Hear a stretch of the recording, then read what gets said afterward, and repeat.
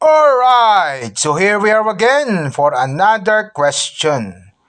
The following are licensed electrical practitioners who has a knowledge of electrical engineering and or training in electrical installations and practices and has complied with the requirements of the Republic Act 7920 or National Electrical Engineering Law except blank.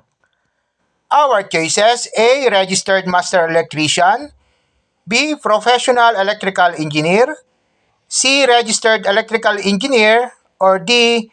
EIM and CITO passer.